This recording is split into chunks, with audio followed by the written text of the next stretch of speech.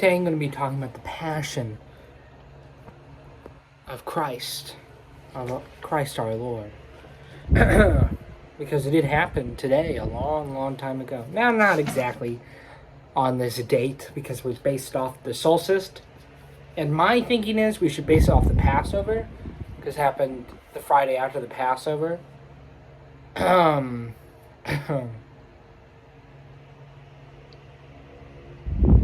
No, that is today. Yeah, actually. So yeah, what happened to have happened today? One of the saddest and most joyful moments in the history of forever. Sad because Jesus had to die. Joyful because he died for us and for our sins, so that we would be forgiven. So I'm reading the account from Matthew. I'm reading the account from Matthew, so we're going to start at Matthew. We're going to start at Matthew 26:31. Jesus predicts Peter's denial. Then Jesus told them, "This very night you will all fall away on account of me. For it is written, I will strike the shepherd, and the sheep of the flock will be scattered. But after I have risen, I will go ahead into Galilee."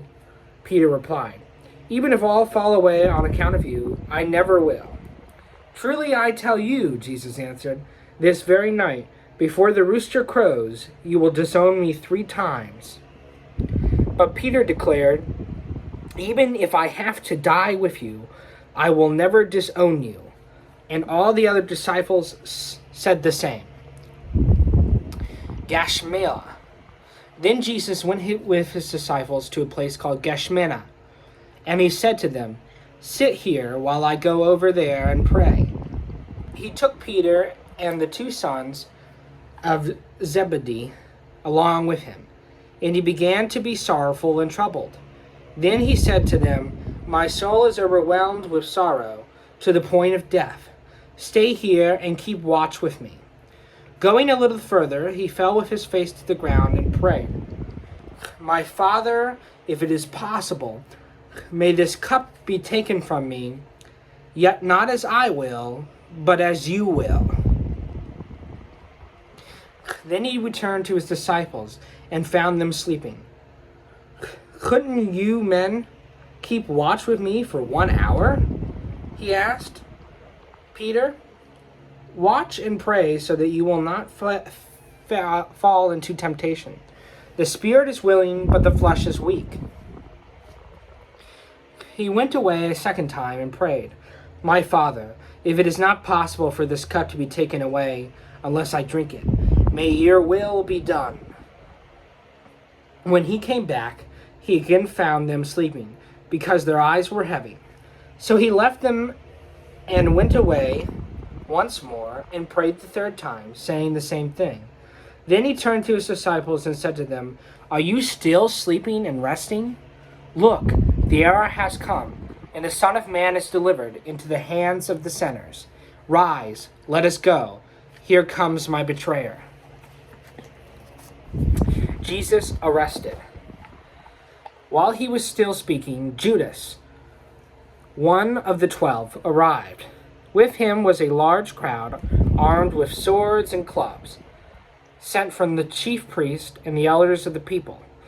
Now the betrayer had arranged a signal with them. "The one I kiss is the man. Arrest him." Going at once to Jesus, Judas said, "Greetings, Rabbi," and kissed him. Jesus replied, "Do what you came for, my friend."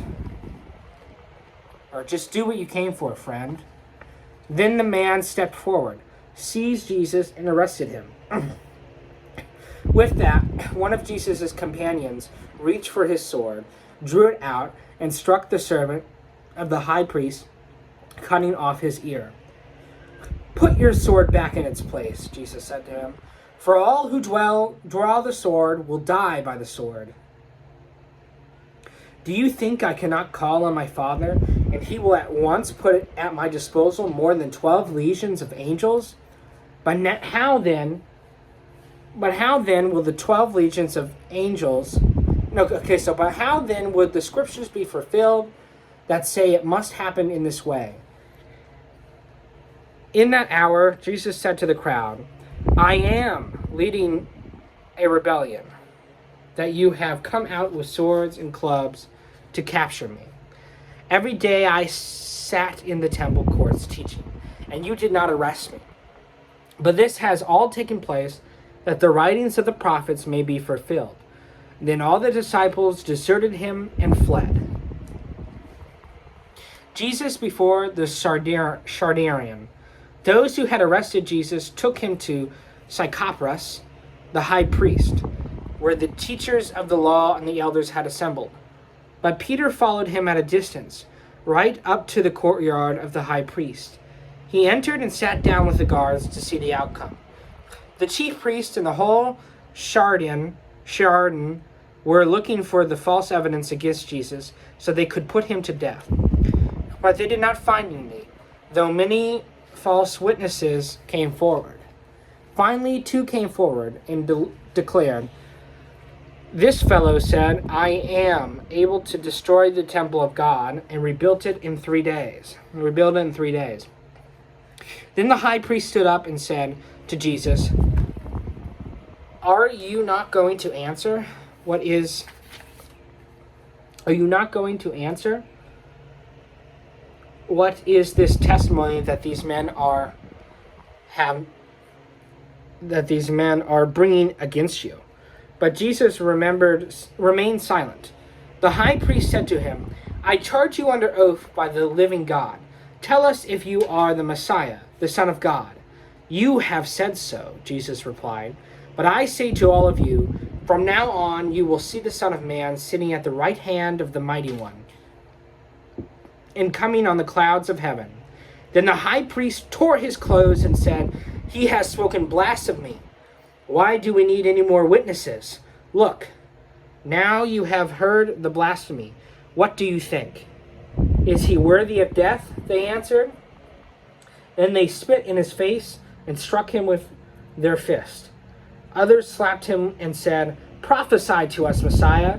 Who hit you? Peter disowns Jesus. Now Peter was sitting out in the courtyard, and a servant girl came to him. You also were with Jesus of Galilee, she said, but you denied it before them all. I don't know what you are talking about, he said. Then he went out to the gateway, where another servant girl saw him and said to the people there, This fellow was with Jesus of Nazareth. He denied it again with an oath. I don't know the man. After a little while, those standing there went up to Peter and said, Surely you are one of them. Your accent gives you away. Then he began to call down curses and swore to them, I do not know the man. Immediately a rooster crowed. Then Peter remembered the words Jesus had spoken. Before the rooster crows, you will disown me 3 times.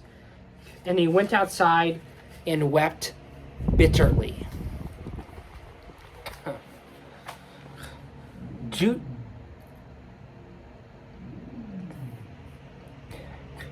Judas hangs himself. Early in the morning, all the chief priests and the elders of the people made their plans how to have Jesus executed. So they bound him, led him away, and handed him over to Pilate the governor. When Judas, who had betrayed him, saw that Jesus was condemned, he was seized with remorse and returned the 30 pieces of silver to the chief priest and the elders. I have sinned, he said, for I have betrayed innocent blood. What is that to us? They replied. That's your responsibility. So Judas threw the money into the temple and left. Then he went away and hanged himself. The chief priest picked up the coins and said, It is against the law to put this into the treasury, since it is blood money. So they decided to use the money to buy the potter's field as a burial place for forgiveness. Foreigners. As a burial place for foreigners. That is why it has been called the field of blood to all the blood to this day. Then what was spoken by Jeremiah the prophet was fulfilled. They took the 30 pieces of silver, the price set on him by the people of Israel, and they used them to buy the potter's field, and the Lord commanded me. Jesus before Pilate. Meanwhile, Jesus stood before the governor, and the governor asked him, "Are you the king of the Jews?" "You have said so," Jesus replied. When he was accused by the chief priests and the others, he gave no answer. Then Pilate asked him, "Don't you hear the testimony they are bringing against you?" But Jesus made no reply, not even to a single charge. To the great amazement of the governor, now it was the governor's custom at the festival to release a prisoner chosen by the crowd. At the time, they had a well-known prisoner whose name was Jesus Barbaros. So another person named Jesus. It's interesting. So when the crowd had gathered, Pilate asked him, "Which one do you want me to release to you? Jesus Barbaros, or Jesus who is called the Messiah?" For he knew it was out of self-interest that they had handed Jesus over to him. When Pilate was sitting on the judge's seat, his wife sent him this message: "Don't have anything to do with that innocent man, for I have suffered a great deal today in a dream because of him." But the chief priests and the elders persuaded the crowd to ask for Barbados and to have Jesus executed. "Which of the two do you want me to release to you?" asked the governor. "Barbados?" asked the governor.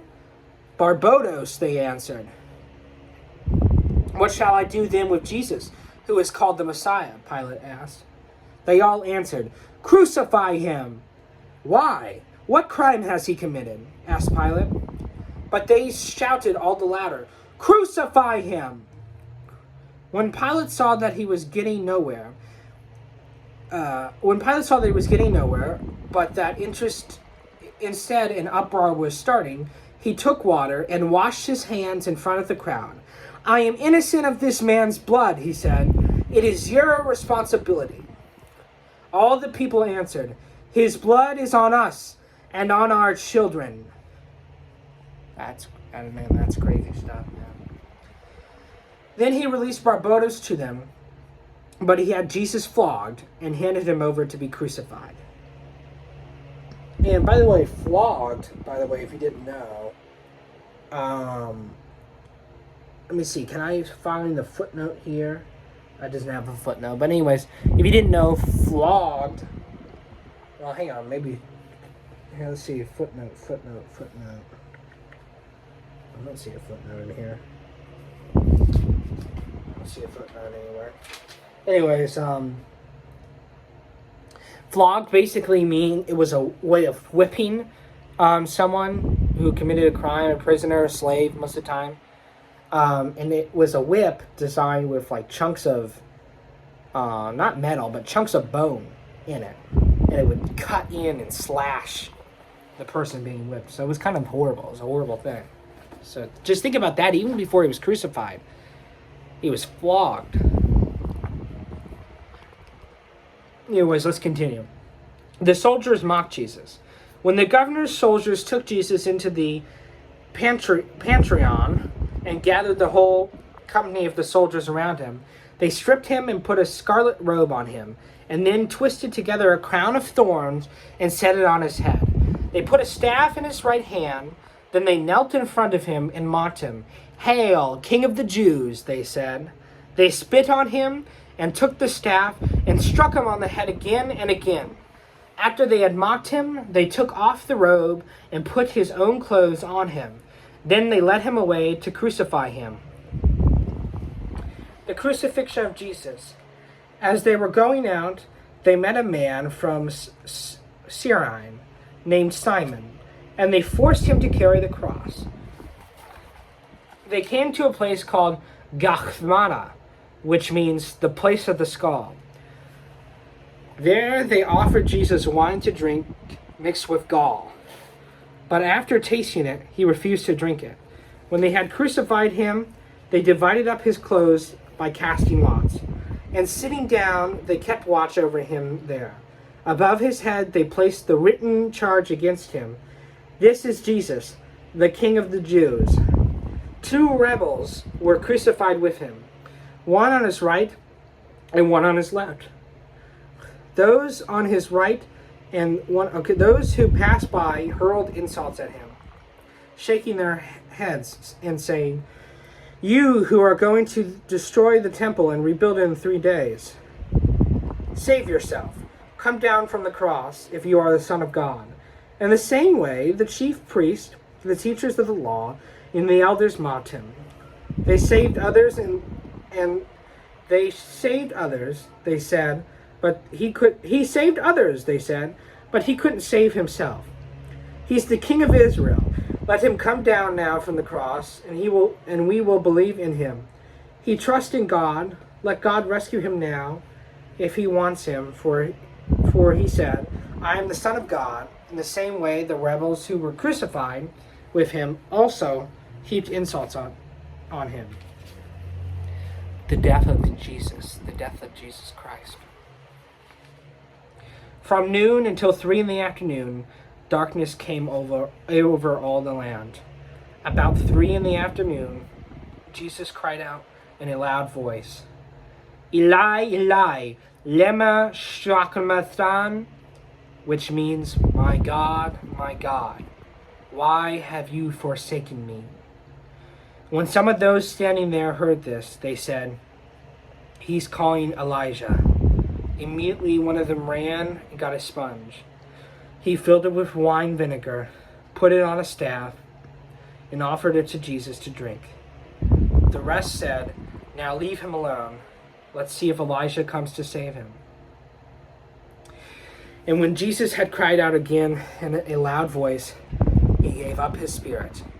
At that moment, the curtain of the temple was torn in two from top to bottom. The earth shook, the rock split, and the tombs broke open. The bodies of many holy people who had died were raised to life. They came out of the tombs after Jesus resurrected and went into the holy city and appeared to many people. When the creation and those with him who were guarding Jesus saw the earthquake and all that had happened, they were terrified and exclaimed, "Surely he was the Son of God." Many women were there, watching from a distance. They had followed Jesus from Galilee to care for his needs. Among them were Mary Magdalene, Mary the mother of James and Joseph, and the mother of Zebedee's son. And that is the passion of Christ, the death of Jesus. It's a sad day. And we all take a moment to reflect and pray that we may be forgiven for what our ancestor had done. Peace be with you.